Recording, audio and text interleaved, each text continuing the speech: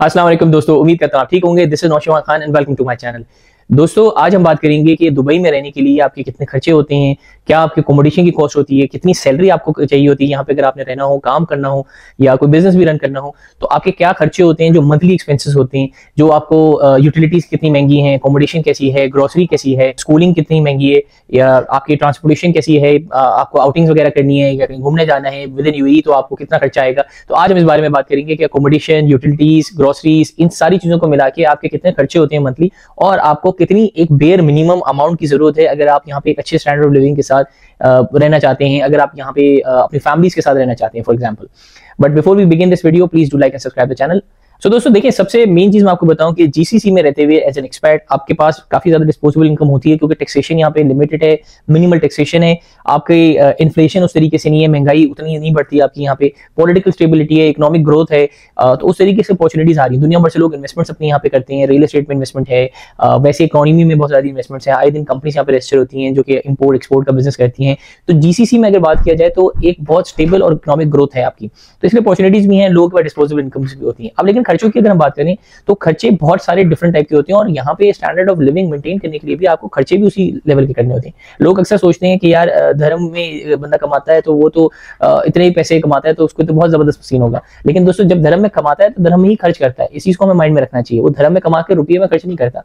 तो ये लोग अक्सर पाकिस्तान में बैठे हुए या इंडिया में बैठे हुए या बांग्लादेश में जो बैठे हुए होते हैं, वो लोग ये सोच रहे होते हैं कि यार वो तो बहुत ज्यादा कमाता है, लेकिन नहीं, धर्म में कमाने का मकसद है कि धर्म में ही खर्च करना है, क्योंकि यहाँ रहते हुए धर्म में ही पैसे लगते हैं। लेकिन दोस्तों अगर हम बात करें कि मेन खर्चों की और उसकी अगर हम ब्रेकडाउन की बात करें, तो आज मैं आपको बताता हूं कि किस तरीके से सबसे बड़ा खर्चा अगर हम बात करें यूएई में रहने के लिए, वो होता है अकोमोडेशन का। अब अकोमोडेशन यहाँ पे 2-3 तरीके की होती है। एक होती है आपकी स्टूडियो अपार्टमेंट, एक होता है आपका 1 BHK, एक होता है 2 BHK, और फिर इसी तरीके से आगे होते हैं। इसके अलावा विलाज होते हैं, इसके अलावा बैचलर अपार्टमेंट्स होते हैं, और बैचलर अपार्टमेंट्स में के अलावा होते हैं बैचलर एग्जीक्यूटिव अपार्टमेंट्स। इसी तरीके से हम बात करेंगे स्टूडियो अपार्टमेंट्स की, जो कि सिर्फ और सिर्फ एक रूम का होता है, जिसमें साथ ही आपके किचन होता है और वॉशरूम होता है। 1 BHK की बात करें तो 1 BHK होता है 1 बेडरूम हॉल एंड किचन, तो आपका हॉल एंड किचन एक सेपरेट होता है और एक बेडरूम होता है।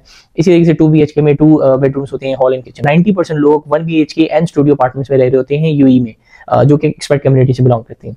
बहुत रेयर लोग होते हैं जो ऑफ कोर्स मतलब वो डिपेंड करता है आपकी सैलरी पे, आप कितने टाइम से यहाँ पे हो, आपकी इन्वेस्टमेंट उस पे, कि बहुत कम लोग होते हैं जो विलाज में रह रहे होते हैं। मगर ऑफ कोर्स विलाज भी यहाँ पे हैं, अजमान में भी हैं, शारजा में भी हैं, दुबई में भी हैं और अबू धाबी में भी हैं, तो हर जगह विलाज हैं, उसमें भी लोग रह रहे होते हैं। अगर हम स्टूडियोज की बात करें तो 2000 से 2500 दिरहम पर मंथ आपको लगा लिया इसमें खर्चा, जो अगर हम दुबई में स्टूडियो की बात करें। इसी तरीके से 1500 से 2000 दिरहम होगा तकरीबन आपका शारजा में अगर आप लेना चाहते हैं। अगर हम 1 BHK की बात करें तो 3000 से 5000 दिरहम आपका दुबई में खर्चा होगा, और 2500 या 2000 दिरहम से आप लगा लें और अप टू 3000 दिरहम आपका होगा शारजा में, अगर हम 1 BHK की बात करें। ये डिपेंड करता है ऑफ कोर्स आपकी लोकेलिटी क्या है, कौन सी लोकेशन से आप नेबरहुड में एरिया में आप जो है ये ले रहे हो, फ्लैट अपार्टमेंट ले रहे हो, कौन सी बिल्डिंग में ले रहे हो, आपकी नेगोशिएशन कैसी है, उस वक्त की मार्केट रेट्स कैसे हैं, रेंटल इंडेक्स में वो किस तरीके से उसको दिखा रही है। बाय द वे मैं आपको बताता चलूं दोस्तों कि जिम और आपके स्विमिंग पूल हर बिल्डिंग में यहाँ पे होता है, तो ऐसी कोई एक अलग चीज नहीं है। हर बिल्डिंग जो आप यहाँ पे देखते हो शारजा में या दुबई में, उसमें जिम फैसिलिटीज और स्विमिंग पूल होता ही होता है लाजमी। ऑफ कोर्स ये हेल्थ क्लब की मेंबरशिप आपको सेपरेटली लेनी पड़ती है। एक और बात बताता चलो कि दुबई, शारजा और अजमान ये बिल्कुल साथ साथ हैं। इट्स लाइक मतलब आप समझे कि एक ही एरिया आप समझ सकते हो, या एक ही साथ साथ हैं, एक ही रोड है जो कनेक्ट कर देती है तीनों को। आप हार्डली मेरे ख्याल से 15 से 20 मिनट में शारजा से दुबई और ऑफ कोर्स शारजा से अजमान जा सकते हो। तो कई लोग ऐसा करते हैं कि दुबई में नौकरी कर रहे होते हैं, रहते शारजा में हैं, या दुबई में नौकरी करते हैं और अजमान में रह रहे होते हैं, या शारजा में नौकरी करते हैं और अजमान में रह रहे होते हैं। तो इस तरीके से चलता रहता है, ये बहुत करीब करीब की एमिरेट्स हैं। Of course Russell Khaima, Fujairah और अबू धाबी जो है वो थोड़ी दूर की एमिरेट्स हैं, तो उधर ऐसा नहीं होता कि वहाँ पे नौकरी कर रहे हो और रह यहाँ पे रहे हो। वहाँ पे अकोमोडेशन सस्ती है, शारजा में दुबई से सस्ती है और अजमान में शारजा से भी ज्यादा सस्ती है। तो इसलिए अकोमोडेशन को मेंटेन करने के लिए सबसे बड़ा खर्चा आपका फिक्स आपका खर्चा है वो अकोमोडेशन है। आप जब यहाँ पे आते हो तो आप ऑफ कोर्स इतने पैसे उसमें नहीं कमा रहे होते हो, या ना इतने पैसे लेके आते हो कि आप अपनी कोई अकोमोडेशन खुद ही खरीद सको, तो ऑफ कोर्स आपको रेंटेड उसमें रहना पड़ता है प्रीमिसेस में। और यहाँ पे रेंट्स इस तरीके से नहीं बढ़ते कि आपको हर साल जो है आपको बढ़ रहा हो। शारजा की अगर मैं बात करूं तो आपका रेंट 3 साल के लिए मेंटेन रहता है। आपने एक कॉन्ट्रैक्ट किया, उसके बाद 3 साल तक आपका बाय लॉ लैंडलॉर्ड जो है वो पैसे नहीं बढ़ा सकता। अगर हम दुबई की बात करें तो हर साल कॉन्ट्रैक्ट रिन्यू होता है, उसमें बढ़ने के चांसेस होते हैं। दूसरा खर्चा है यहाँ पे अगर यूएई में हम बात करें तो आपकी ग्रोसरीज हैं। ग्रोसरीज की अगर हम बात करें तो दोस्तों यहाँ पे अगर हम पाकिस्तान स्पेसिफिक बात करें तो इम्तियाज के लेवल के या कारफोर के लेवल के या मेट्रो के लेवल के स्टोर्स यहाँ पे 200 प्लस हैं अक्रॉस यूएई। यहाँ पे बड़ी बड़ी चेन्स हैं लाइक लुलू, कारफोर, आपकी नेस्टो, यहाँ पे ऐसी चेन्स हैं जो कि बिल्कुल उसी लेवल की ग्रोसरी के शॉपिंग आपको देते हैं, वही आपका असॉर्टमेंट, वही फैसिलिटीज, वही आपका सारा होता है। तो आप यहाँ पे अगर ग्रोसरी की हम बात करें तो एक फैमिली ऑफ 2 या 3 पीपल के लिए आपके पास अप्रोक्सीमेटली 1000 से 1500 दिरहम में मैक्सिमम आप अच्छे से यहाँ पे रह सकते हो। यहाँ पे वो मैंने जैसे आपको पहले बताया कि इन्फ्लेशन इतनी ज्यादा होनी है कि पैसों के हर रोज हर महीने आपकी ग्रोसरी के रेट चेंज हो रहे हैं, प्राइसेस चेंज हो रहे हैं, ऊपर बढ़ रही है, वैसा यहाँ पे सीन नहीं है। तो इसलिए मेंटेन ग्रोसरी रह सकती है आपकी बास्केट, जिसमें आप 1000 से 1500 दिरहम में आप रह सकते हो आराम से। यूटिलिटीज की बात करें तो अनलाइक जैसे पाकिस्तान में है कि आपके पास के इलेक्ट्रिक सेपरेट है, वापडा सेपरेट है, आपकी KWSB water and sewerage board आपका सेपरेट है, फिर आपके पास गैस के लिए SSGC है, तो सबके अलग अलग बने हुए हैं। वो यहाँ पे नहीं है। यहाँ पे क्या है, एक ही अथॉरिटी है। दुबई के लिए देवा इसको बोलते हैं, Dubai electric and water authority. Sharjah के लिए सेवा बोलते हैं, जिसका Sharjah electric and water authority. अपने अपने एरियाज में, अपने अपने एमिरेट्स में पूरी की पूरी जो यूटिलिटीज हैं उनकी आपके वो देते हैं, और एक ही बिल आता है आपके पास जिसमें वाटर, गैस एंड इलेक्ट्रिसिटी तीनों के तीनों कंबाइन होते हैं। अगर हम खर्चे की बात करें तो 1 BHK के लिए आपको 400 से 600 दिरहम का अपना खर्चा आप एवरेज रखें पूरे साल का।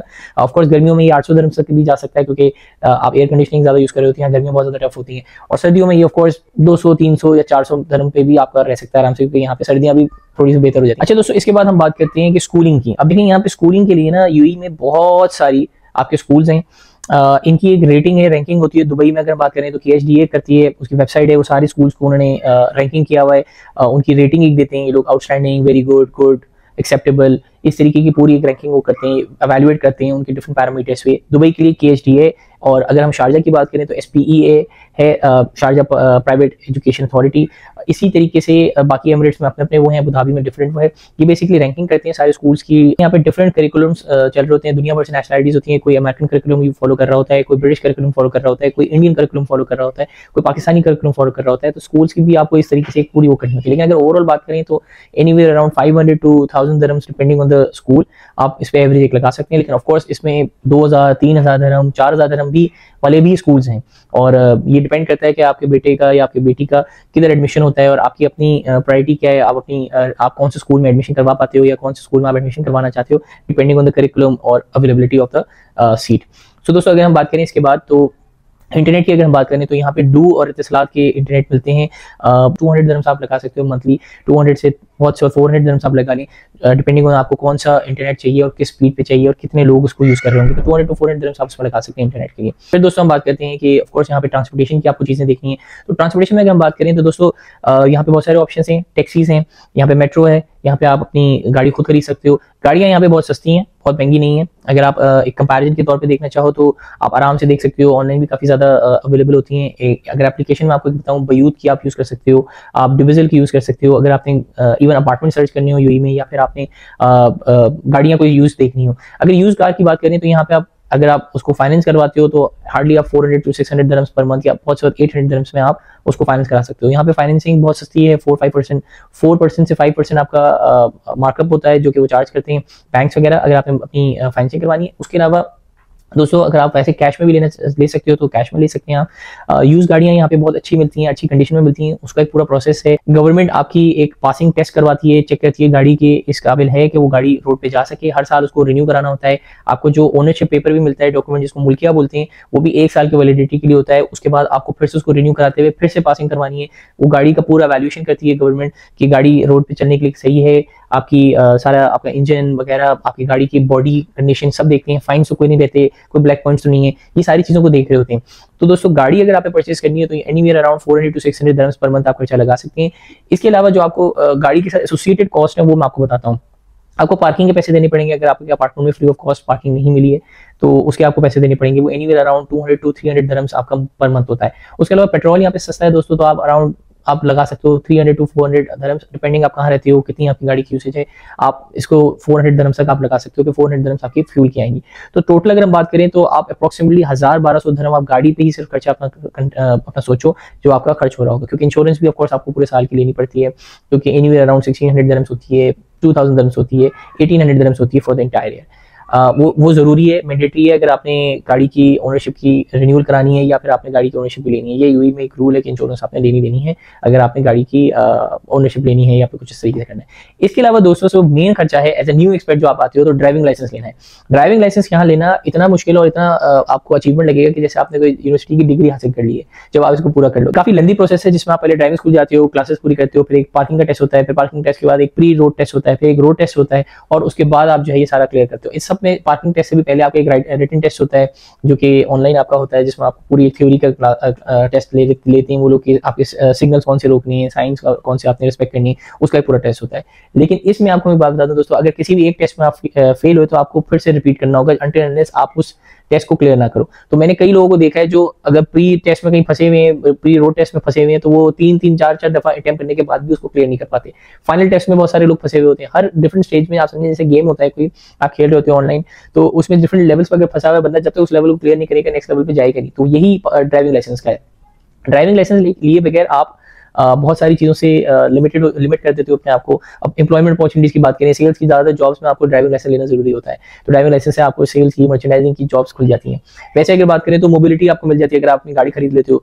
टैक्सी के फेयर्स अगर आप बात करो तो वो ज़्यादा महंगे हैं ऑफकोर्स। मेट्रो में आप एक तक ही जा सकते हो, उसी रूट को फॉलो कर सकते हो। अपनी ईज के लिए आप कहीं और ज़्यादा ट्रैवल नहीं कर सकते हो। एक एमिरेट से दूसरी एमिरेट जाने के लिए आपको बहुत ज़्यादा खर्चा देना पड़ेगा। अगर प्राइवेट ट्रांसपोर्ट करते हो, टैक्सी में जाते हो तो भी ऐसे खर्चा होगा। तो इसलिए आपके लिए ड्राइविंग लाइसेंस लेना बहुत जरूरी है। ड्राइविंग लाइसेंस लेते हो तो गाड़ी का आपका हो जाता है। ड्राइविंग लाइसेंस में जो खर्चा आता है दोस्तों, एनीवेयर अराउंड 7 to 10,000 दिरहम्स आप रखो अपने माइंड में, क्योंकि वो डिफरेंट दफा अगर आप फेल हो गए हो तो आपको फिर से पे करना है, रजिस्ट्रेशन फीस करनी है, ड्राइविंग स्कूल को एक्स्ट्रा आपको क्लासेस लेनी है तो उसके पैसे। तो ये सारा मिला के आप 7,000 to 10,000 दिरहम्स आप रखो अपने पास टोटल सिर्फ और सिर्फ अगर आपने ड्राइविंग लाइसेंस लेना है तो। लेकिन ड्राइविंग लाइसेंस का अच्छा सीन ये होता है दोस्तों कि वो एक तो 2 साल के लिए होता है, उसके बाद आपको फिर से टेस्ट नहीं देना पड़ता, आपको सिर्फ अपने आई टेस्ट करवाना होता है और फिर वो आप रिन्यू कर सकते हो 5 साल। उसके बाद फिर आपका खत्म होता है, वो ताहयात होता है आपके पास, हमेशा के लिए आपके पास होता है जब तक आप उसको रिन्यू कराते रहते हो।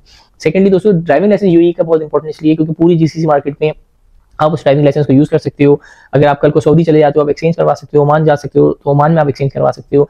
किसी और कंट्री में जाते हो, बहुत सारी कंट्रीज हैं जो एक्सेप्ट करती हैं यूएई का ड्राइविंग लाइसेंस। अपनी कंट्रीज में अराउंड 50+ कंट्रीज हैं जो यूएई का ड्राइविंग लाइसेंस एक्सेप्ट करती हैं। आउटिंग्स की या फिर आपकी जो वीकली आप कहीं घूमना फिरना चाहते हो, डाइन आउट्स करना चाहते हो, तो मैं आपको ये बताता चलूँ दोस्तों, यहाँ पे लिटरली हजारों चीजें हैं दुबई में, शारजा में, अजमान में, जो कि आप कर सकते हो वीकली अपनी फैमिली के साथ। अकेले अगर आप बैचलर हो, दोस्तों के साथ, आप आराम से यहाँ पे कर सकते हो। हर टाइप के, हर इंसान, हर स्ट्रेटा के लिए यहाँ पे आउटिंग्स के लिए यूएई की पास कुछ ना कुछ है।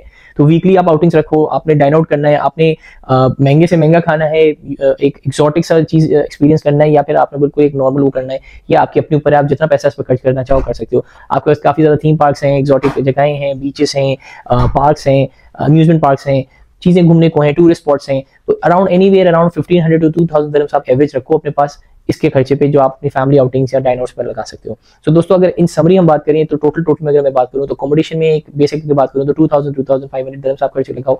अगर हम स्कूलिंग की बात करें तो 1,000 दिरहम्स आप लगा लो। अगर गाड़ी के खर्चे की बात करें तो अराउंड 1200 से 1500 दिरहम आप लगा लें, लाइसेंस वगैरह को लगा के, इंश्योरेंस को लगा के। अगर हम बात करें इंटरनेट की तो 200 से 300 दिरहम्स आप लगा लो। अगर हम बात करें ग्रोसरीज की तो 1500 दिरहम्स रखें। आउटिंग्स एंड डाइन आउट्स की बात करें तो 1500 से 2000 दिरहम्स आप लगा के रखें। तो अगर मैं टोटल बात करूं तो दोस्तों 8,000 से 12,000 दिरहम में आप अच्छी एक लाइफ यहाँ पे जी सकते हो with all these expenses accounted for. आपको मैं बताता चलूं दोस्तों, अगर आप एक यहाँ नॉर्मल लाइफ भी जी रहे हो तो ये बहुत बेहतर है अगर आप अपने होम कंट्री में हो, पाकिस्तान में हो फॉर एग्जांपल, या बांग्लादेश में हो, या इंडिया में हो, जहाँ पे बहुत सारे और फैक्टर्स हैं। ऑल्दो आप अपनी फैमिली से करीब होते हो लेकिन पॉलिटिकल स्टेबिलिटी नहीं होती, क्राइम रेट्स बहुत ज्यादा हैं, आपकी लॉ एंड ऑर्डर सिचुएशन खराब हो जाती है, आपकी इकोनॉमिक स्टेबिलिटी नहीं होती, इन्फ्लेशन रेट बहुत ज्यादा हाई होता है, जॉब अपॉर्चुनिटीज उस तरीके से नहीं होती, डिस्पोजेबल इनकम आपको उतनी नहीं मिलती। आपके माइंड में ये चीजें आपको इम्पैक्ट कर रही होती हैं। तो इसलिए ये अच्छा है दोस्तों कि अगर आप यहाँ से कंपेयर करो तो आप बेसिक लाइफ को भी अगर यहाँ की कंपेयर करो और वहाँ की एलिटिस्ट लाइफ को भी अगर आप कंपेयर करो तो वो मेरे ख्याल से बराबर ही है। वहाँ पे एक बंदा है जो करोड़ों रुपए कमाता है फॉर एग्जांपल, लेकिन उसको हर वक्त अगर क्रिमिनल एक्टिविटी से बचना है, उसको कोई लॉ एंड ऑर्डर सिचुएशन से बचना है, तो वो शायद ही वो कर सके कुछ उसमें हेल्प अपने आप की। पॉलिटिकल इंस्टेबिलिटी से बचना है, इकोनॉमिक इंस्टेबिलिटी से बचना है, इस तरीके की चीज़ों से बचना है, तो वो बड़ा मुश्किल हो जाता है। जीसीसी आपको ये चीज़ देता है। जीसीसी के तमाम कंट्रीज आपको ये अलाउ करते हैं कि आपकी अच्छी डिस्पोजेबल इनकम हो, टैक्सेशन कंट्रोल में है, स्टेबिलिटी है। तो इसलिए आपको एक बड़ा कंपैरिजन में एक ये चीज़ माइंड में रखनी चाहिए।